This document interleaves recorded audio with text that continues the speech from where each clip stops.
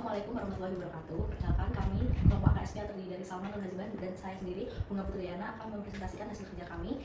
Jadi terkait observasi proses akuntansi belajar modal personal komputer pada BPK PAD Kabupaten Bantul. Pengelolaan keuangan daerah yang transparan, efisien, efektif, dan juga akuntabel sangat penting untuk good governance. Untuk BPK PAD Kabupaten Bantul ini berperan strategis dalam siklus pengelolaan keuangan daerah. Pengadaan belanja modal isi tahun anggaran 2025 di BPK PAD Kabupaten Bantul ini melaksanakan pengadaan 7 unit laptop dan juga 2 unit personal komputer untuk mendukung operasional sinergi Oksen PKB atau BPNKB. Untuk tujuan observasi yang kami lakukan, yang pertama adalah memahami proses, menganalisis kesesuaian, mengidentifikasi kendala, dan juga memberikan rekomendasi. Untuk manfaat observasi bagi penulis, bagi kita untuk memperdalam wawasan pengelolaan pengadaan barang atau jasa pemerintah, lalu untuk instansi BPK PAD Bantul ini untuk memberikan masukan untuk evaluasi dan juga peningkatan tata kelola belanja modal. Dan untuk akademisi adalah menjadikan referensi dan bahan kajian akuntansi sektor publik.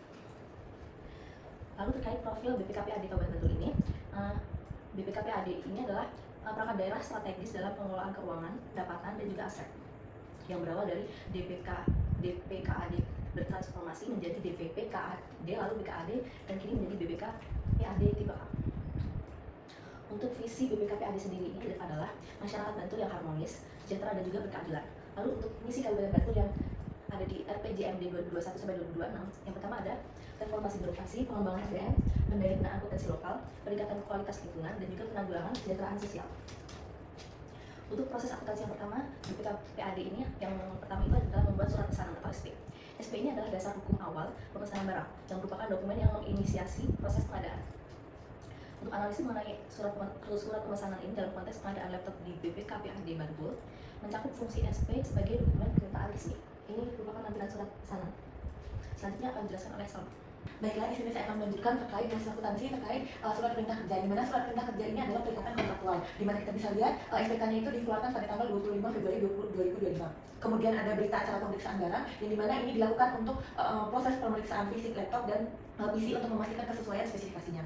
Kemudian ada berita acara serah terima barang atau BAST. Nah, BAST ini dilakukan oleh pengadaan BPK PAD Bantul yang mencakup proses serah terima secara resmi.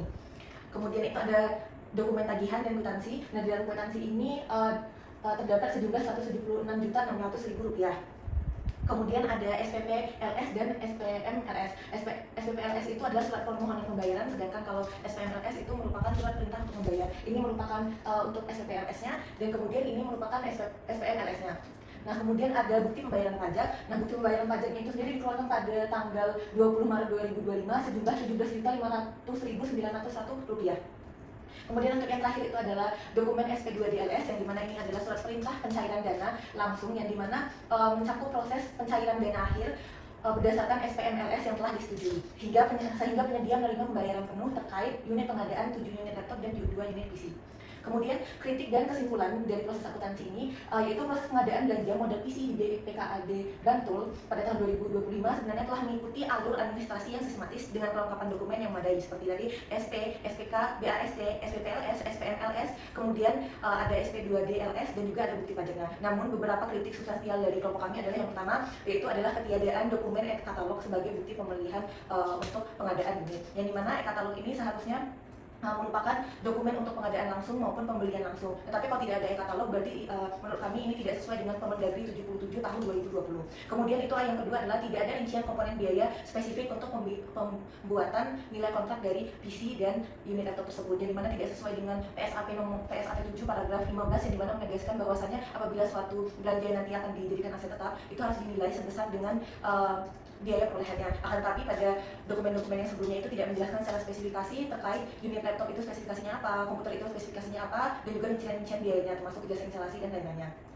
Kemudian saran dari kelompok kami itu yang pertama adalah melengkapi dokumen e-katalog untuk transparansi pemilihan, penyediaan, dan kewajaran harga. Yang kedua, membuat rincian komponen biaya perolehan secara detail sesuai dengan aturan yang ada di PSAP nomor 7. Kemudian untuk memastikan konsistensi spesifikasi teknis pada seluruh dokumen seperti SPK, SPPLS, SPMLS, dan SP2DLS. Dan yang terakhir itu memperkuat penatausahaan dalam KIP untuk mendukung laporan keuangan yang handal dan akuntabel. Baik, sekian dari kelompok kami terkait dengan observasi proses akuntansi pengadaan belanja modal PC untuk Kabupaten Bantul. Terima kasih.